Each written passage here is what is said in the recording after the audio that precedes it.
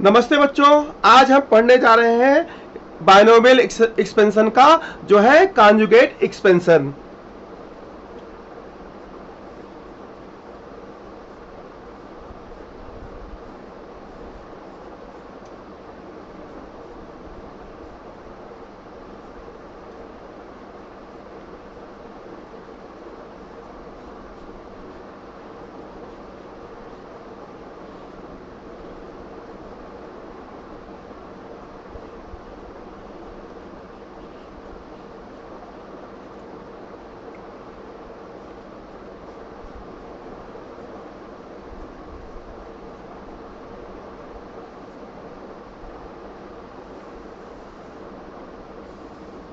ये बच्चों हम जो है आज पढ़ रहे हैं कॉन्जुगेट एक्सपेंशन ऑफ जो है बायनोमियल थ्योरम। अब बच्चों सबसे पहले तो ये बात आती है कि कॉन्जुगेट एक्सपेंशन होता क्या है। अब अगर कॉन्जुगेट एक्सपेंशन की बच्चों बात करें तो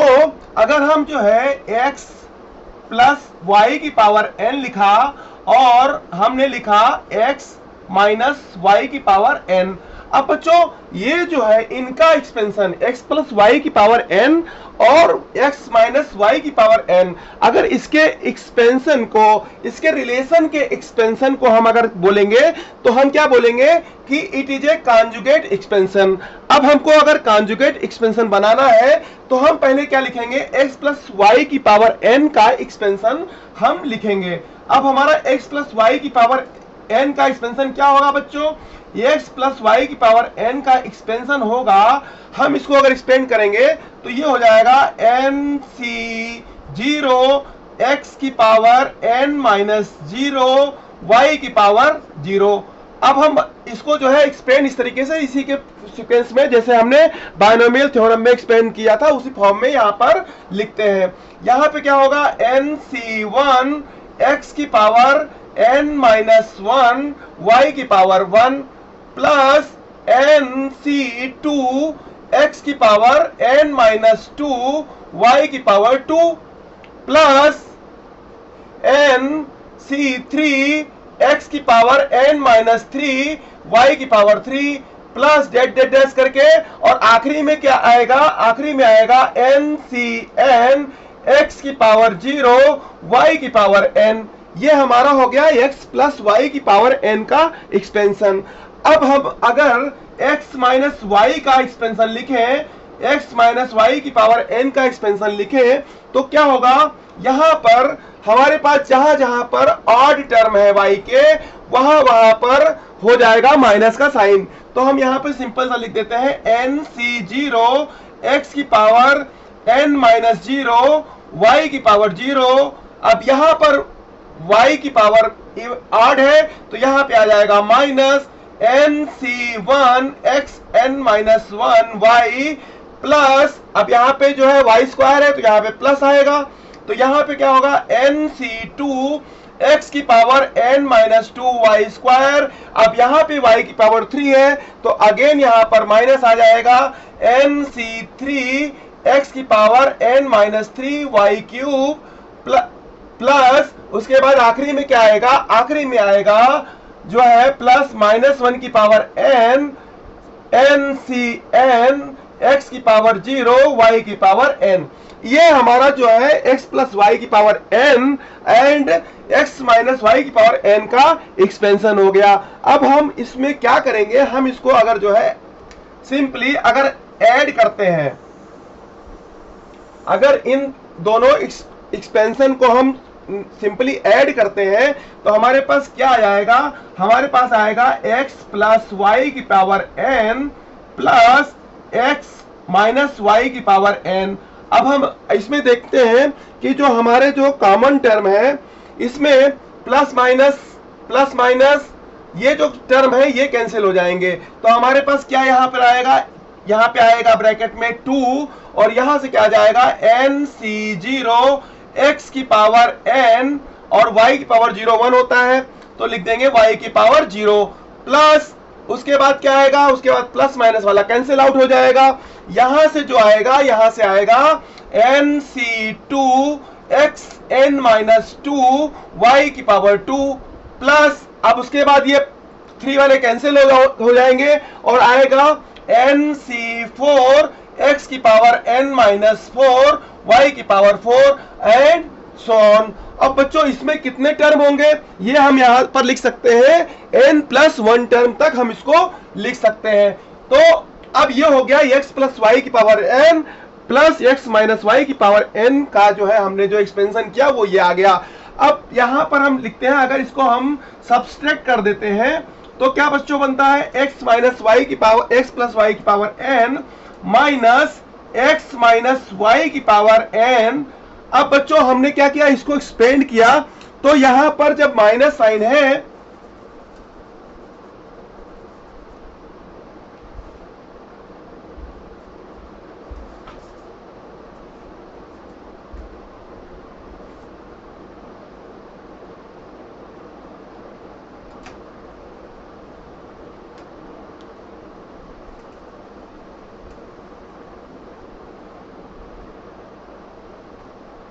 यहां पर बच्चों क्या है, यहां पर है x प्लस वाई की power n minus x minus y की पावर n। अब यहां पर देखेंगे कि जितने भी सिमिलर साइन वाले हैं, यहां पे जैसे हमने इसको माइनस लगाया तो यहां पे क्या है, जहां जहां पे प्लस है वहां माइनस होगा, जहां माइनस है वहां पर प्लस हो जाएगा। तो ये जो सेम साइन वाले चीज जो है, जो फैक्टर है वो कैंसिल आउट हो जाएंगे। तो यहां पर क्या बचेगा, यहां पे 2 कॉमन हो जाएगा और यहां से सारे जो है ऑड टर्म्स बाहर आ जाएंगे। तो यहां पे हो जाएगा nc1 x की पावर n माइनस 1 y की पावर 1 प्लस यहां से क्या बचेगा nc, अब यहां से 3 वाला बच जाएगा, nc3 x की पावर n माइनस 3 y की पावर 3 प्लस यहां से बचेगा nc5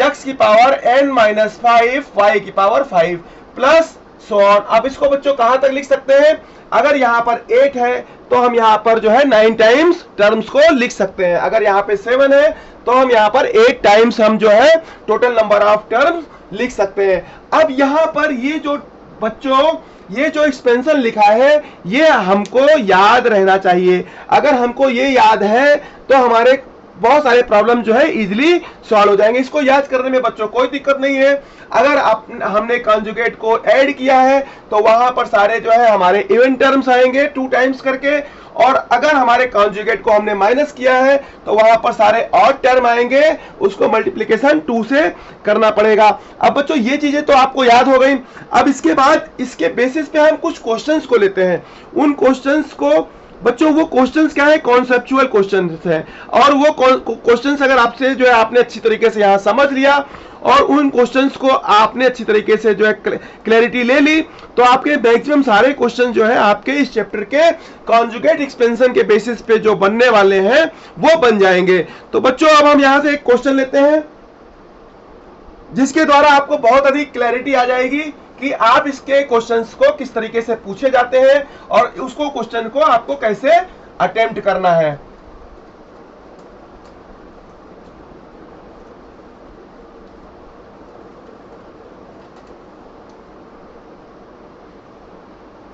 तो बच्चों हमारा एक क्वेश्चन है और क्वेश्चन को हम इस तरीके से लिखते हैं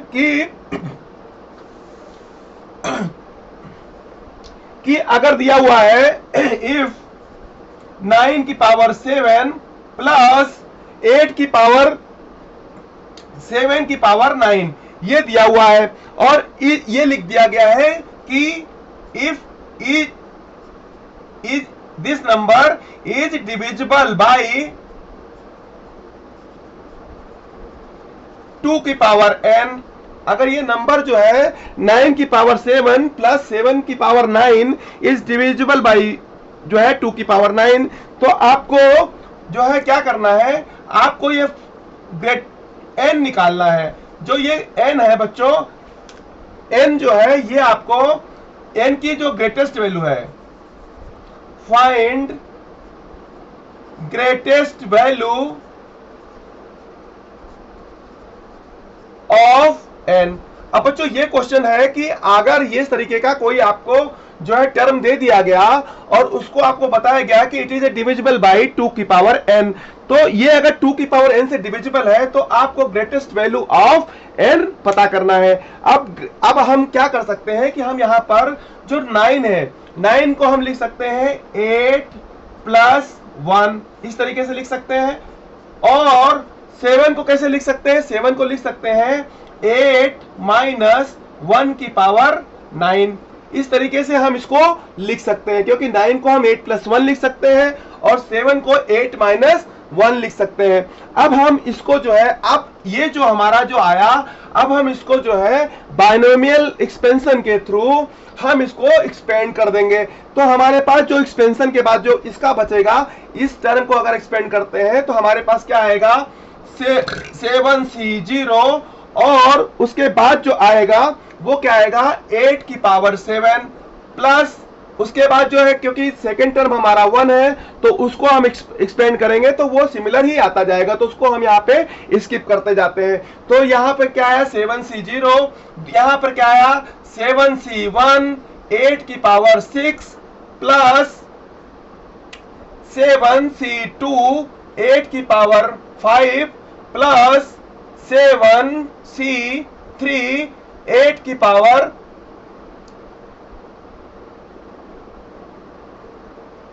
4 प्लस 7c4 8 की पावर 3 प्लस 7c3 8 की power 2 plus 7c6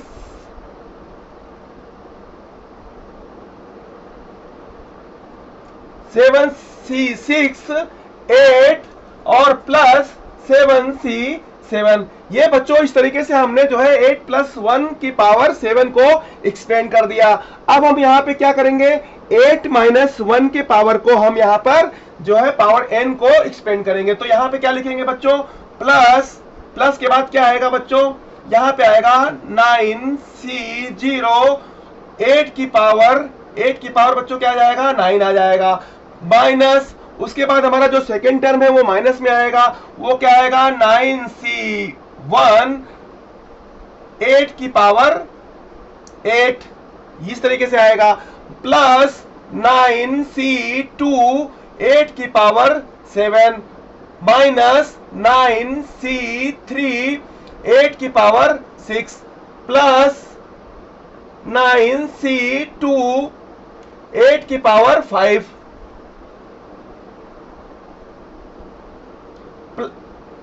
minus 9c5 8 की पावर हो जाएगा 4 प्लस 9c6 8 की पावर हो जाएगा 3 प्लस माइनस 9c7 8 की पावर हो जाएगा 2, और उसके बाद क्या आएगा, उसके बाद आएगा प्लस 9c8 8 हो जाएगा 8 की पावर 1, और उसके बाद क्या आ जाएगा 9c9। इस तरीके से बच्चों हमारा जो है एक्सपेंशन आ गया। अब हमने बच्चों ये एक्सपेंशन तो यहाँ पे लिख लिया। अब हमको बच्चों यहाँ पे ये समझना है कि अब हमको ये पता करना है कि ये जो टर्म है यहां से लेकर के 8 स्क्वायर तक, ये बच्चों जो 8 स्क्वायर तक टर्म है, और यहां पर आप देखेंगे कि यहां से जो एक्सपेंशन है हमारा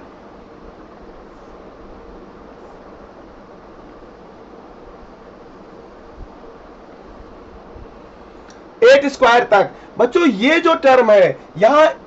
7 से लेके 8 स्क्वायर तक और 9 से लेके 8 स्क्वायर तक, तो ये सारे नंबर किससे डिविजिबल होंगे, इसको जो है 8 स्क्वायर से तो डिविजिबल होंगे, तो इनको हम लिख सकते हैं 64, 8 स्क्वायर मतलब 64 हो गया, तो 64 के से ये बच्चों ये नंबर यहां तक डिविजिबल हो सकते हैं। अब हमारे पास आगे क्या बचा, हमारे पास बचा 7c7 और 7c6, तो बच्चों ये जो 7c6 है इसको हम लिख सकते हैं, ये हमारा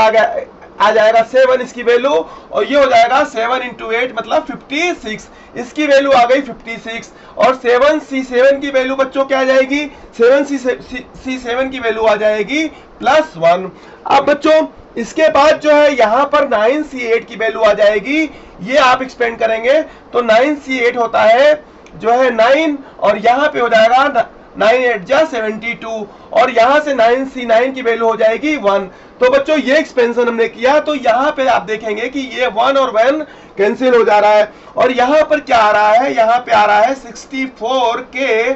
प्लस 6 2 8 7 5 12। तो बच्चों ये आ गया 64K प्लस 128। अब बच्चों यहां पर जो K है,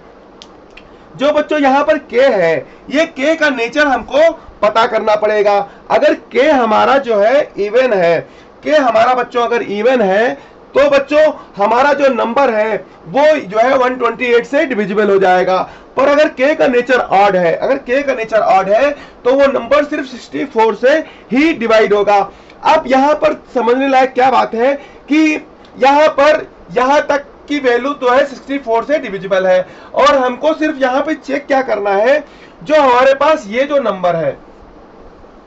ये जो बच्चों नंबर है ये वाला, ये जो नंबर है बच्चों, ये हमको जो है चेक करना है। अब यहां पर देखेंगे कि जो 7C6 है, 7C6 है, और जो ये 9C8 है, इसकी वैल्यू अगर हम यहां पर लिखें तो क्या हो जाएगा बच्चों, ये हो जाएगा 7 × 6/2, और ये क्या हो जाएगा 9 × 8/2। अब बच्चों यहां पे क्या आ जाएगा, यहां पे आ जाएगा 21, और यहां पे क्या आ जाएगा जो है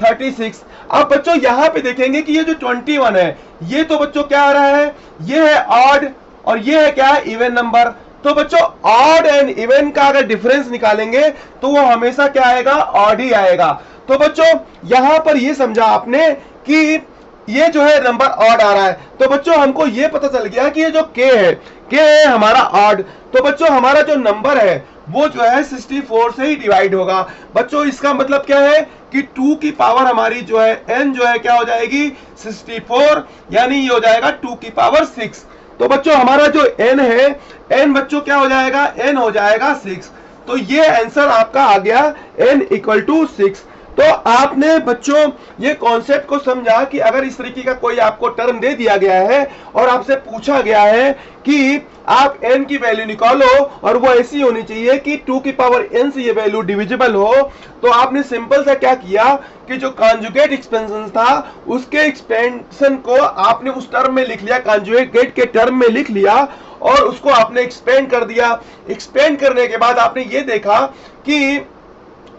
कॉमन फैक्टर्स आपने देख लिए कि जो है 8 की पावर 7 से लेकर के 8 स्क्वायर तक की वैल्यू जो है, इसमें हम 64 से जो है 64 से हम इसको जो है डिवाइड कर सकते हैं। तो उसी तरीके से हमने सेम इसमें भी कर लिया, जो है उसके कॉन्जुगेट वाले टर्म में भी, और उसमें हमने ये देखा कि जो बैलेंस बच रहा है, जो बैलेंस बच रहा है वो हमारा क्या आ रहा है, जो है 64K प्लस 128। अब यहां पर हमको K का नेचर पता करना था, क्योंकि कुछ बच्चे ये भी कर सकते थे कि वो ये देखते हैं कि हमारे पास 64 प्लस 128 आया है, तो हम इसको सिंपल से 64 से डिविजिबल बोल दें। पर बच्चों अगर K की वैल्यू अगर यहां पर K की वैल्यू अगर यहां पर इवन आ जाती, तो आपका ये जो फंक्शन है ये 128 से डिवाइड होता, ये 64 से डिवाइड नहीं होता, तो ये मिस्टेक वहां पे हो जाती। तो आपको K का नेचर पता करना बहुत जरूरी है, और K का नेचर आप यहां से पता करके उसके बाद ही आप आंसर पे टिक लगाएंगे, क्योंकि अगर आपका K का नेचर अगर इवन हो गया तो आपका जो आंसर है वो आप 128 टिक कर देंगे और वो आंसर गलत हो जाएगा। तो बच्चों होप आपको ये कॉन्सेप्ट समझ में आ गया होगा। हम इसको वाइप करते हैं और एक दूसरे क्वेश्चन के द्वारा कॉन्सेप्ट को समझते हैं।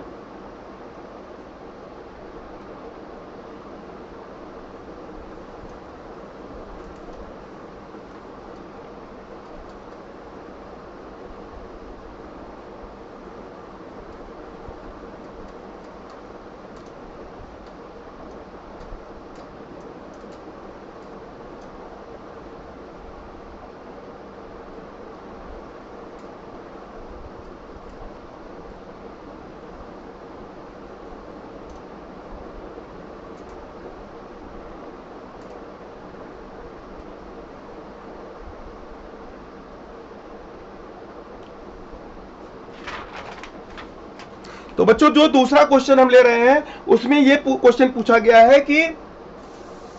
उसमें इस तरीके से पूछा गया है कि find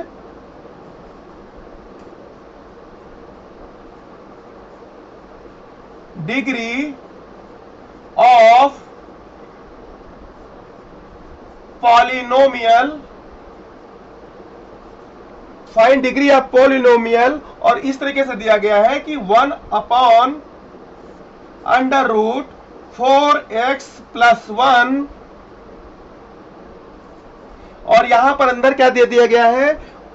1 plus under root 4x plus 1 upon 2 की पावर 7 माइनस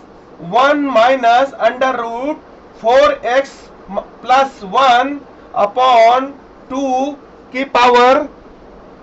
7। इस तरीके से बच्चों जो है आपको एक क्वेश्चन दिया गया है और आपको ये पूछ रहा है कि ये जो पॉलिनोमियल है इस पॉलिनोमियल की डिग्री क्या है। अब इसकी डिग्री हमको अगर पता करना है तो हमको क्या करना पड़ेगा कि जो हमारे पास ये जो टर्म है, ये जो 4x plus 1 4x plus 1 4x plus 1 यहाँ पे रिपीट हो रहा है, हम इसको क्या करेंगे, हमने मान लिया let under root 4x plus 1 equal to हमने मान लिया अल्फा। हमने इसको अल्फा मान लिया तो हम अल्फा को जो है हम यहाँ पर जो है सब्स्टिट्यूट कर देते हैं। तो यहाँ पे बच्चों क्या आ जाएगा 1 अपॉन अल्फा, ब्रैकेट बंद कर देंगे,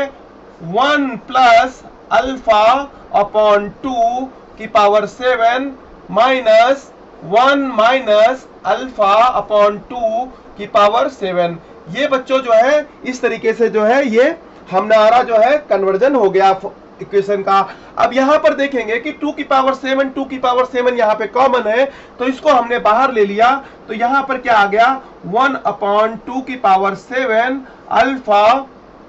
ब्रैकेट बंद कर देंगे, 1 प्लस अल्फा की पावर 7 माइनस 1 माइनस अल्फा की पावर 7। इस तरीके से हमने इसको यहां पर लिख लिया। अब बच्चों यहां पर देखेंगे कि ये हमारा जो है कॉन्जुगेट एक्सपेंशन का जो है यहां पर जो है फार्मूला लिखा हुआ है। अब हम इसको कैसे सॉल्व कर सकते हैं, इसमें जो है ये जो माइनस यहां पे लगा हुआ है, माइनस लगा है मतलब कि यहां पर सारे हमारे जो ऑड टर्म्स हैं वो यहां पर आने वाले हैं। तो हमारे पास जो ऑड टर्म आएंगे तो उसको हम कैसे लिख सकते हैं 1 अपॉन 2 की पावर 7 अल्फा, और यहां पर हम कैसे लिखेंगे, यहां पे लिखेंगे 7c1 अल्फा की पावर बच्चों क्या हो जाएगा, अल्फा की पावर 1 हो जाएगा, और उसके बाद क्या हो जाएगा, उसके बाद प्लस आएगा 7c3 अल्फा की पावर हो जाएगी बच्चों 3, प्लस उसके बाद 7c5 हो जाएगा बच्चों, और उसके बाद क्या आ जाएगा अल्फा की पावर 5, प्लस उसके बाद क्या होगा बच्चों, आखिरी टर्म आ जाएगा 7c7, ये बच्चों आ जाएगा। अब इसके बाद बच्चों क्या आ जाएगा, ये हमारा जो है पूरा एक्सपेंशन आ जाएगा। अब यहां पर ये जो एक्सपेंशन आया बच्चों, इसमें आपने देखा कि इसको हमने सिंपल सा क्या किया है कि हमने कॉन्जुगेट एक्सपेंशन के थ्रू हमने देखा यहां पर कि माइनस का साइन है, तो माइनस का साइन है तो सारे ऑड टर्म हमारे 1 3 5 7 ये सारे टर्म आ गए, क्योंकि जो इवन टर्म थे वो कैंसिल आउट हो गए। तो यहां पर जो ऑड टर्म थे, ऑड टर्म को हमने यहां पर लिख दिया। अब यहां पर देखेंगे कि ये जो अल्फा है, यहां पे अल्फा से हमने इस पूरे नंबर को जो है डिवाइड कर दिया, और बच्चों यहां पर हमने क्या किया, यहां पे बच्चों 2 आ गया, क्योंकि जो हमारा कॉन्जुगेट एक्सपेंशन है उसमें जो है 2 आता है। तो बच्चों यहां पे क्या हो जाएगा 1 अपॉन 2 की पावर 6, और हमने अल्फा से पूरे को डिवाइड कर दिया, तो यहां पे आया 7c1 plus 7c3 alpha square plus 7c5 alpha की पावर 4 प्लस 7c7 अल्फा की पावर 6। ये बच्चों जो है हमने जो है अल्फा से डिवाइड करके हमारा ये जो है एक्सपेंशन आ गया। अब यहां पर आप ये देखेंगे कि अल्फा की वैल्यू हमने यहां पे पुट कर दी, तो हमने जैसे ही अल्फा की वैल्यू पुट की तो हमारे पास अल्फा की वैल्यू बच्चों यहां पर हमने ये लिखा हुआ है alpha equal two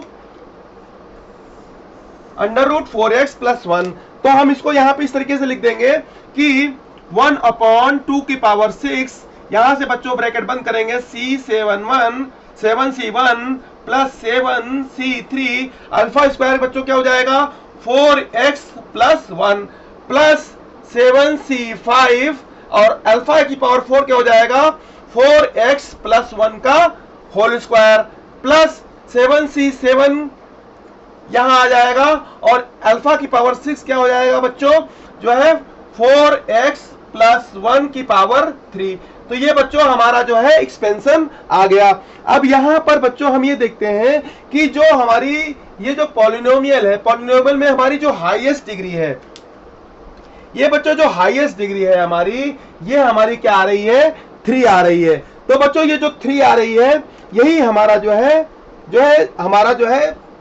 degree of polynomial क्या हो गई बच्चों,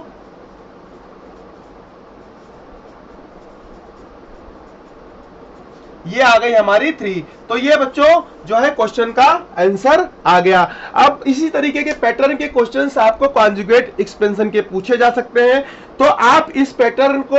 अपने माइंड में फीड करो, जिससे कि इस पैटर्न के क्वेश्चंस अगर आते हैं तो उसमें आपको करना क्या है कि जो आपको कॉमन फैक्टर मिल रहा है उसको आपने एक जो है कंसीडर कर लिया है, एक जो है वैल्यू पुट कर दी, और उस वैल्यू को पुट करने के बाद आपका जो एक्सप्रेशन है वो सिंपल फॉर्म में कन्वर्ट हो जाएगा। जब वो सिंपल फॉर्म में कन्वर्ट हो जाएगा तो उसके कॉमन चीजों को और आप बाहर ले लेंगे, तो जो सिंपल कॉन्जुगेट